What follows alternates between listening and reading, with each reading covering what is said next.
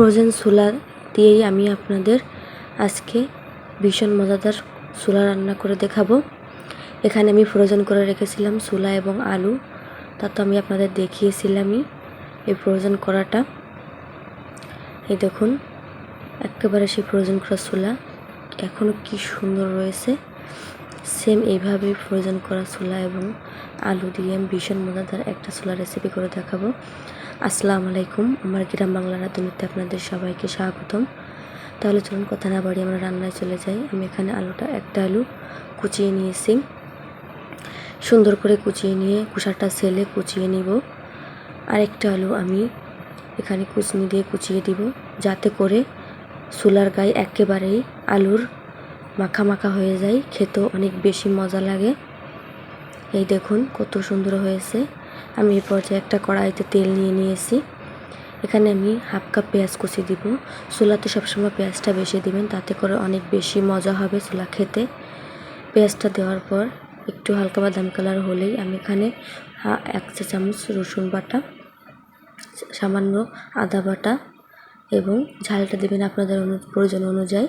এখানে লবণ, সামান্য গোলমরিচের গুঁড়ো, সামান্য জিরার গুঁড়ো এবং সামান্য একটু গরম মশলা গুঁড়ো দিয়েছি। আমি দিয়ে মিডিয়াম টু লো আছে সুন্দর করে মশলাটাকে আমি কষিয়ে নিয়েছি।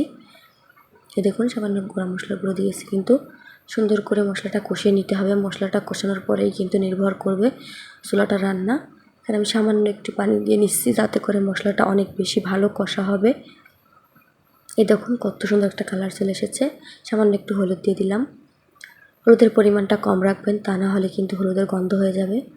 সুন্দর করে ভেজে নিয়েছি, মশলা থেকে কিন্তু তেল ছেড়ে দিয়েছে একেবারে। এ পর্যায়ে বুঝতে হবে কিন্তু আমাদের মশলাটা ভাজা হয়ে গেছে। এবার আমি ছোলাটা দিয়ে দিব, দিয়ে সুন্দর করে কষিয়ে কষিয়ে এটাকে রান্না করতে হবে। জালটা একেবারে লোতে রেখে সুন্দর করে কষিয়ে এটাকে রান্না করবেন, তাতে করে অনেক বেশি সুন্দর হবে।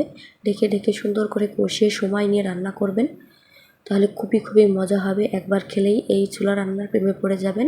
সামান্য একটু ধনেপাতা দিয়ে দিলাম, এটা দিলে আরও অনেক বেশি মজা হবে খেতে। সুন্দর করে নেড়ে চেড়ে নেবেন এটা দিয়ে।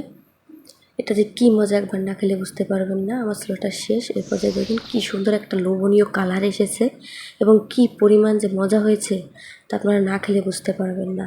রমজান স্পেশাল এই ছোলাটা একবার রান্না করে ফ্যামিলির লোকদের খাওয়ান, তারা আপনার প্রেমে পড়ে যাবে। এখানে আমি সামান্য একটু গরম মশলার গুঁড়ো ছিটিয়ে দিয়েছিলাম এবং সামান্য একটু চিনি ফ্লেক্স ছিটিয়ে দিচ্ছি, তাতে করে 3 গুণ স্বাদ বেড়ে যাবে এতে। আপনারা যারা আমার চ্যানেলে নতুন, অবশ্যই আমার চ্যানেলটি সাবস্ক্রাইব করবেন এবং লাইক, কমেন্ট, শেয়ার করবেন। আসসালামু আলাইকুম, ভালো থাকবেন।